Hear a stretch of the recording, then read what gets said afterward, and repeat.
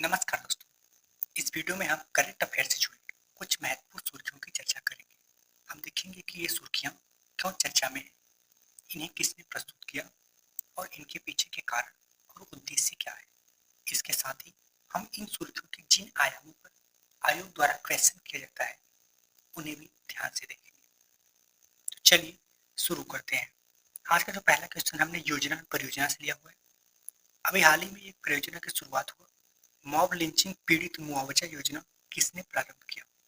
यह योजना किसके द्वारा शुरुआत किया गया, किस राज्य में शुरुआत किया गया और यह परियोजना कब शुरुआत किया गया? यह योजना क्या है और यह योजना क्यों शुरुआत किया गया? इसका उद्देश्य क्या है? जितने भी आयाम पर आयोग क्वेश्चन कर सकता है उन सभी आयाम पर हम आंसर समझने का प्रयास करेंगे। मॉब लिंचिंग पीड़ित मुआवजा योजना किसने प्रारंभ किया? तो शिवराज सिंह चौहान के द्वारा शुरुआत किया गया। किस राज्य में? मध्य प्रदेश के मुख्यमंत्री हैं ये, तो मध्य प्रदेश से शुरुआत किया गया। कब किया गया? 9 सितंबर 2023 को। मॉब लिंचिंग क्या है? तो मॉब लिंचिंग एक अपराध है। मॉब लिंचिंग के तहत इसके तहत जो जो व्यक्ति की मृत्यु हो जाएगी उस व्यक्ति के परिजनों को 10 लाख रुपए दिया जाएगा और जो घायल होंगे उनको 5 से 10 लाख रुपए दिया जाएगा। यह क्यों दिया जाता है? तो मॉब लिंचिंग एक प्रकार का गंभीर अपराध है जो लोगों की जान तक ले सकता है। तो इस कठिन समय में उनके परिवारजनों को आर्थिक मदद दिया जाता है और आर्थिक सहायता दी जाती है। इसका उद्देश्य क्या है? इसका उद्देश्य उनके परिवारजनों को आर्थिक मदद करना, मॉब लिंचिंग घटनाओं को रोकने के लिए जागरूकता बढ़ाना है। चलते अपने नेक्स्ट टॉपिक पे। नेक्स्ट टॉपिक हमने सम्मेलन एवं समारोह से लिया हुआ है। किसे? सम्मेलन एवं समारोह से। देखते हैं क्या क्वेश्चन है। अभी हाल ही में खाद्य और कृषि संगठन ने किसानों के अधिकारों को बचाने के लिए किसानों के अधिकारों पर पहले वैश्विक संगठन का आयोजन कहाँ किया? कहाँ पे किया? नई दिल्ली में। इसका उद्घाटन कौन किया? तो भारत के राष्ट्रपति द्रौपदी मुर्मू ने। कब किया? 12 से 14 सितंबर 2023 को। इसमें कौन कौन पार्टिसिपेट करेगा? तो 100 से अधिक देश के 1500 लोग इसमें पार्टिसिपेट करेंगे। इसके साथ ही अंतर्राष्ट्रीय संगठन, सरकारी संगठन, किसान संगठन भी इसमें पार्टिसिपेट करेंगे। यह संगठन का आयोजन क्यों किया जा रहा है? तो यह किसानों के अधिकारों के संरक्षण के लिए इसका सम्मेलन का आयोजन किया गया। इसमें इस आयोजन के दौरान क्या क्या प्रमुख घोषणाएं की गई? तो इस आयोजन के दौरान किसानों के अधिकार के विकास के लिए अंतर्राष्ट्रीय समझौता क्या भी किया गया और किसानों के अधिकार के दिवस के रूप में अंतर्राष्ट्रीय दिवस मनाने की घोषणा किया गया जो कि प्रतिवर्ष 10 दिसंबर को मनाया जाएगा। इसका उद्देश्य क्या है? इसका उद्देश्य किसानों के अधिकारों के लिए अंतर्राष्ट्रीय जागरूकता बढ़ाने में मदद करेगा जिससे उनके अधिकारों को संरक्षण किया जा सके। चलते हैं अपने नेक्स्ट टॉपिक पे। नेक्स्ट टॉपिक हमने पुरस्कार से लिया हुआ है। किससे? पुरस्कार से। अभी हाल ही में डॉक्टर बीजी पटेल मेमोरियल अवार्ड 2023 के लिए किसे नामित किया गया? तो हम ये समझेंगे कि यह पुरस्कार क्या है, यह पुरस्कार क्यों दिया जाता है, इसमें कितनी राशि दी जाती है, इसकी शुरुआत कब हुई और यह पुरस्कार किसके द्वारा दिया जाता है और अभी हाल ही में इसे किसको दिया गया? तो अभी हाल ही में डॉक्टर बीजी पटेल मेमोरियल अवार्ड किसे दिया गया? सत्यजीत मजूमदार को। यह कौन है? सत्यजीत मजूमदार जी कौन है?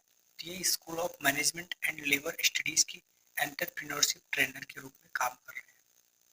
देखो, जब ये काम कर रहे हैं तो क्यों दिया जा रहा है? तो अभी इन्हीं से कारण आगे समझ में आएगा। एंटरप्रेन्योरशिप मतलब उद्यमिता। यह पुरस्कार क्यों दिया जाता है? तो भारत में उद्यमिता को बढ़ावा एवं मजबूत करने के उत्कृष्ट योगदान के लिए दिया जाता है। इसका मतलब सत्यजीत मजूमदार जी ने उद्यमिता के क्षेत्र में कुछ उत्कृष्ट योगदान किया होगा। तो यह पुरस्कार किसके द्वारा दिया जाता है? यह पुरस्कार भारतीय उद्यमिता विकास संस्थान ADII द्वारा दिया जाता है। इसके अंतर्गत 10 लाख रुपए राशि दी जाती है। इसकी शुरुआत 2003 में हुई थी। ठीक है, चलते अपने नेक्स्ट टॉपिक पे। नेक्स्ट टॉपिक हमने लिया हुआ है अंतर्राष्ट्रीय संबंध से। किससे? अंतर्राष्ट्रीय संबंध से। तभी हाल ही में भारत ने आसियान सम्मेलन के दौरान किस देश में दूतावास खोलने की घोषणा किया? किस देश में दूतावास खोलने की घोषणा किया? किस देश में? तिमोर लेस्ते, जिसकी राजधानी दिल्ली। तिमोर लेस्ते कहाँ पे है? यह पूर्वी एशिया के इंडोनेशिया के जस्ट बगल में स्थित है।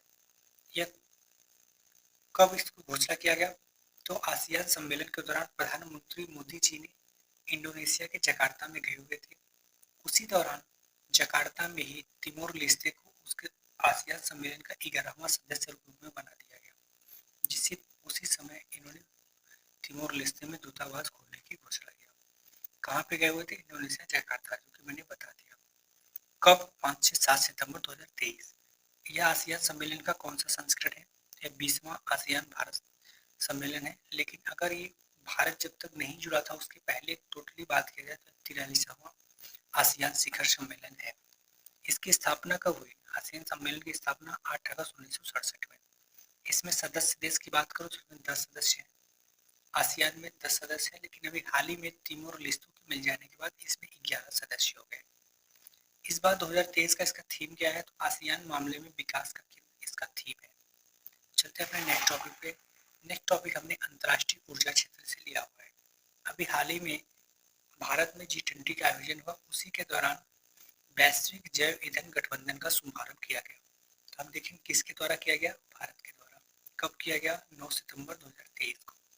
कितने देश इसमें सहमति जताए हैं?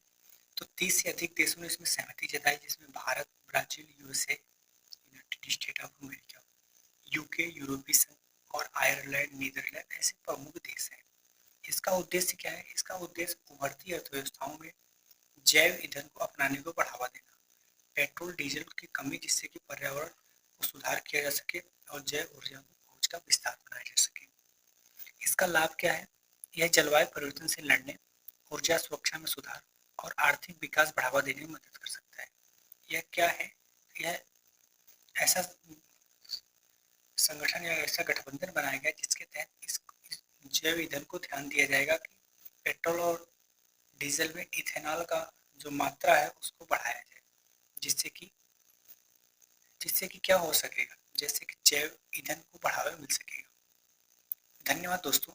अगर आपको शॉर्ट नोट्स के माध्यम से करंट के सभी टॉपिक को एक विस्तार पूर्वक सभी आयाम पर समझने को हो तो हमारे साथ जुड़े रहिए। धन्यवाद दोस्तों।